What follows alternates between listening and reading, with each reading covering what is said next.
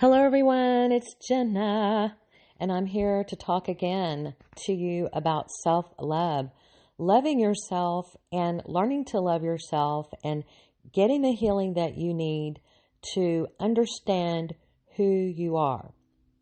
Because at the end of the day, you are love, your core is love, you're loved, loving, lovable, everything about you is love.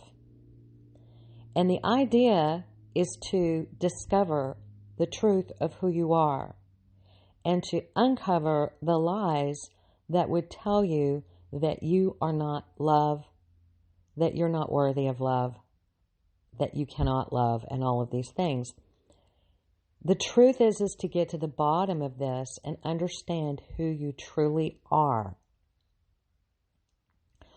Someone asked a question on the channel, and I appreciate the questions because it gives me ideas for discussion, and it reminds me of ways that I've healed in the past. One of the questions that was posed was, how do you stop sharing too much information with others and regret it? How do you stop yourself from sharing information with other people? I remember a long time ago, before my healing, that I had that same problem. I remember not being able to stop myself from sharing information. In fact, I felt completely obligated to answer any question that was asked of me. I was used for this deficit, and it caused me to be very easily manipulated and harmed, and caused a tremendous amount of pain because I did not have control over what I was sharing with others. Now, I wasn't the type of person who would just walk up to strangers and start sharing everything. That could happen though, and there's no shame in that. If that is you, that just means that you have more lies in your heart that you need to discover and uncover and heal. So, but mine was, there were certain people in my life who I felt I owed an explanation to. I felt like I owed it to them to tell them everything that was going on. Or if I had a friend, I would share private information that was not necessarily any of their business, or I would share information that was negative, or just any, it's like you feel this obligation, you feel this requirement, like you don't even have a right to have your own secrets and to make your own decisions and make your own choices as to who you share your information with. Well, in this audio, I'm going to discuss how to fix this problem. It's not going to be what you think it is, I would imagine. I mean, typically, if someone were to give you advice, they would say, stop sharing with people. Well, that's a given. Duh. Stop sharing with people. That solves the problem. Where have you been all my life? You're such a great, healer. Thank you for your help. That is not going to get you anywhere. Of course, if you know that, if you're asking the question, how do I stop? Telling you to stop is not a good answer, and it's not a good answer for you to tell yourself. So the answer I'm going to give you. But first, I want you to start with self-compassion. One of the things that causes us to dig a further and deeper hole away from self-love and into negativity is when we shame ourselves for what we do. So the very first thing I would do, if I were to go back and tell my younger self what to do, is do not shame yourself for oversharing. You're oversharing for a reason, because you have unmet needs and you do not realize your worth, you do not realize your value, and you do not know how to respect yourself and require respect from others. So there's a lot of fortification that needs to be done to help you to decide and determine by your own volition who to share what with and what to share. So it's very important that you not shame yourself, that you begin to open up pathways of self-compassion and realize that you are oversharing with people not because you're an idiot, not because you're stupid, not because there's something wrong with you, but because that is the way you were conditioned to be. That is not your fault. So, my friend, it is not your fault if you overshare. So do not get angry or mad at yourself. Just try to be as compassionate with yourself as possible and understand that oversharing is a conditioned response to a traumatic experience in childhood. It could be one traumatic experience, but it's very likely many traumatic experiences. Mind you, I'm not a therapist. I don't have a degree in psychology, but due to the situations in my life that I've had to overcome, I have been required to learn and grow this information on my own through soul searching, reading, and experimentation in life. So the first thing is to not shame yourself. That will help right there. That will actually help you to create a better environment within your own mind and heart for the process of learning to love yourself more and learning to respect yourself. And the next thing is to heal. Because if you are oversharing, that is your own way of telling yourself and the world that you need healing. Most of all, yourself. You need to be heard. You have needs and you need to be heard. And you are going about getting those needs met in an unhealthy way. You're going about getting your needs met with the wrong sources. You're trying to get the need to, you have a need. We all have a core development need to be heard. And if that need and the surrounding needs around that need are not met, then we may live our lives trying to get that need met. So that's number one. I mean, there's a lot involved here. It's not just a simple answer. But number one is you have an unmet need to be heard. And you're going about getting that need met in a way that is detrimental to your well-being. So I would say something to do is to get to a place where you can be heard in a safe environment. This is a lot easier said than done. Finding a safe environment when you have these unmet needs is difficult, but not impossible. You can do it.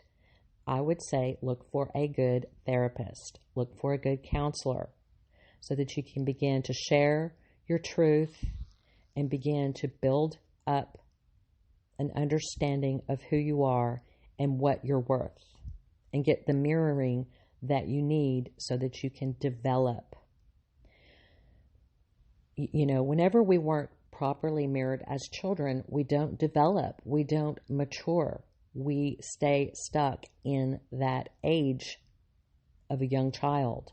And a young child doesn't really know that they have rights, to say no, that they have rights to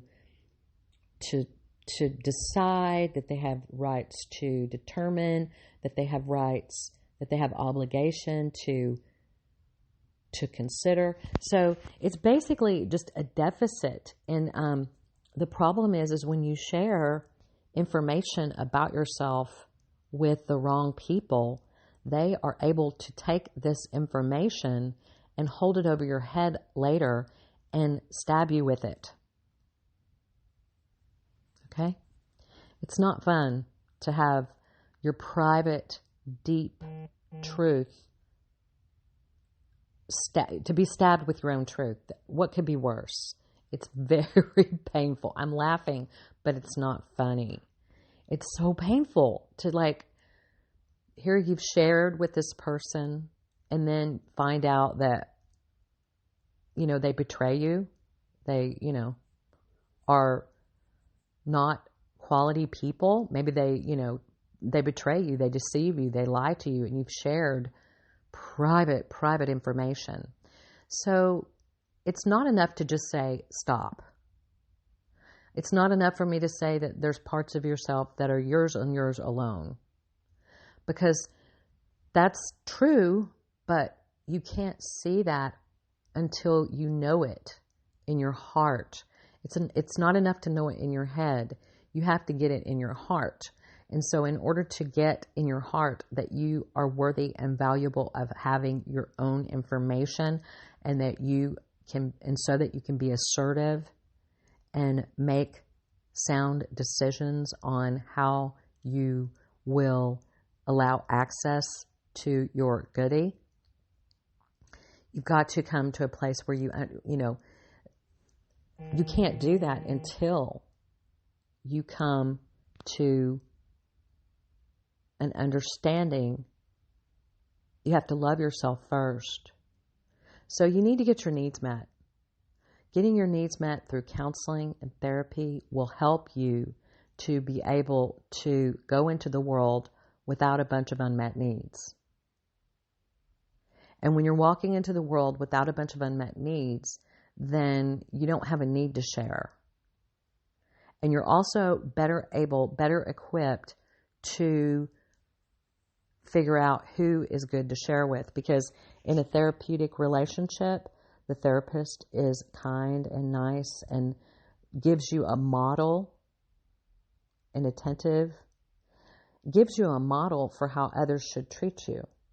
So when you come across someone who is deceitful or abusive or just not giving you the right cues, you know not to share with them.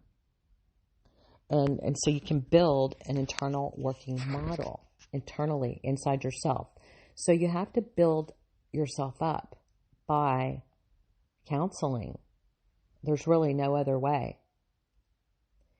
And so once you begin to develop yourself, once you go through the grieving process and you heal, then you're going to be able to stand up on your own 2 feet. And day by day, little by little, year by year, month by month, decade by decade, you're going to get stronger and stronger and stronger. And you'll be able to attract people into your life who are quality, that you can actually share things with, and they will hold confidence. However, you will find as you grow and as you learn to love yourself that you don't even want to share some of the goo, because you realize that repeating negative things to others is detrimental to your soul, because whatever you're discussing, except like if you're in counseling, but all the negative gook that you're discussing and contemplating and ruminating about with a third party is all stuff that needs to be in your heart, that needs to be dealt with on the inside, and not stuff to be shared. All that stuff is for you and for you alone. It's not to say you don't get comfort from others. You do, but you give them like 10%. Nobody can handle all this stuff. That's for you to handle with your journal, with your counselor, with meditation, with healing modalities such as yoga, Tai Chi, working out. You work out that stuff within yourself so that you're not just, throwing up on others. And then you give yourself a break if you do, and you go, I did that. Uh-oh. That means I need to love myself. What can I do for myself right now that will honor me and not shame me for not being perfect, because you're not perfect. You're going through a healing journey, and every day you're going to get stronger and stronger. So don't beat yourself up. Love yourself, take care of yourself, and when you do, you will automatically begin to back away from some of these habits that are causing you pain and that are leaving you wide open to abuse, wide open to being hurt and harmed. And that's all I have to say for this video. Talk to you soon. Please like, share, and subscribe.